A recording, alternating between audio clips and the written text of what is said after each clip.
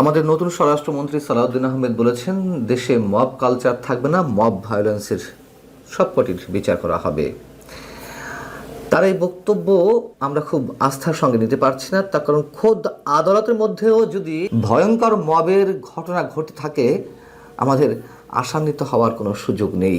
বরিশালের অতিরিক্ত chief metropolitan ম্যাজিস্ট্রেটের আদালতের ইজলাস কক্ষে যা ঘটলো বুধবার, এটিকে নজিরবিহীন বলবো না, অনেক অনেক বেশি ভয়ঙ্কর একটি দৃষ্টান্ত যে স্থাপিত হলো সেটি বলতে পারি।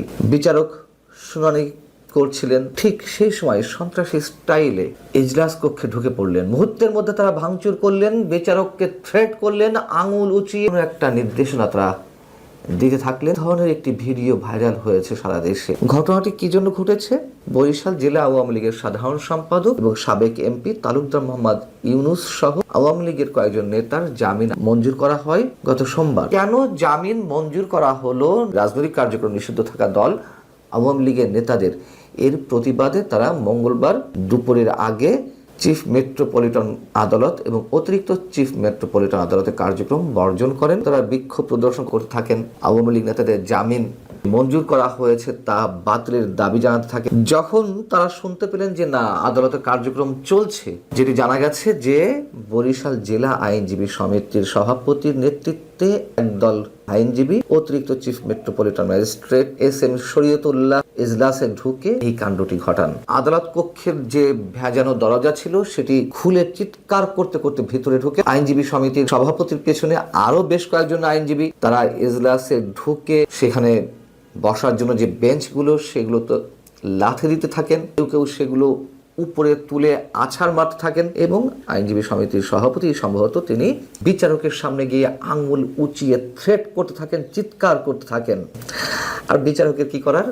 বিচারক নিশ্চয়ই কর্তব্য বিমূঢ় হয়ে পড়েন, হতবিহ্বল হয়ে পড়েন, সম্ভবত ট্রমার মধ্যে চলে যান। তার তো কিছুই করার থাকে না ওই মুহূর্তে। হচ্ছে মবের দৃশ্য।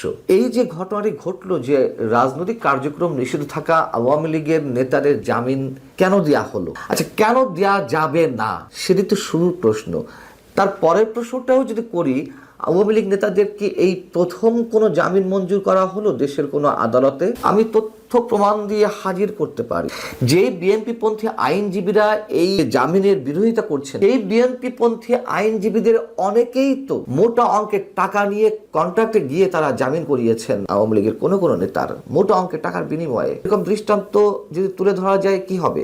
এবং যখন শুধু বিএনপি পন্থী আইনজীবী না, বিএনপিপন্থী আইনজীবী সহ জামাতপন্থী আইনজীবীরা বড় বড় মোটা মোটা অঙ্কের টাকার কন্ট্রাক্ট করেছেন আওয়ামী লীগ নেতাদের সঙ্গে, স্থানীয় পর্যায়ের হোক জাতীয় পর্যায়ের হোক, কারো কারোটি জামিন হয়েছে। ওই সেক্ষেত্রে তো এই ধরনের বিরোধিতা করা হয়। যখন বিচারক স্বতঃপ্রণোদিত হয়ে নিজের বিবেকের তাগিদে হয়তো কোনো কোনোটি জামিন করছেন, তখনই এই ধরনের বিরোধিতা আমরা দেখছি। আমরা তো এই কথাই বলবো। এখন সাবেক আইন উপদেষ্টা আমাদের মহামান্য মাননীয় অধ্যাপক ডক্টর আসিফ নজরুল, সাবেক স্বরাষ্ট্র উপদেষ্টা জেনারেল অবসরপ্রাপ্ত জাহাঙ্গীর আলম চৌধুরী, তারা তো দিনে রাতে বলতে থাকতেন জামিন দেওয়া যাবে না, জামিন দেওয়া যাবে না, জামিন দিয়ে মানুষের যে ফান্ডামেন্টাল রাইটস বলি আর নাগরিক অধিকার বলি, অবশ্যই সেটি পর্যায়ে পড়ে। বিনা বিচারে কেন মানুষকে আটকে রাখতে হবে মাসের পর মাস, বছরের পর বছর? আমরা এই সংস্কৃতি থেকে বের হতে পারছি না।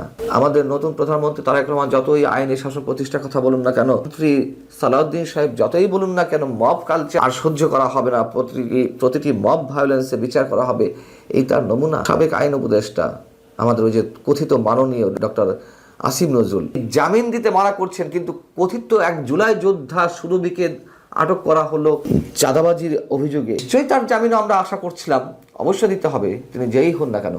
কিন্তু তার যখন রিমান্ড আবেদন মঞ্জুর হলো,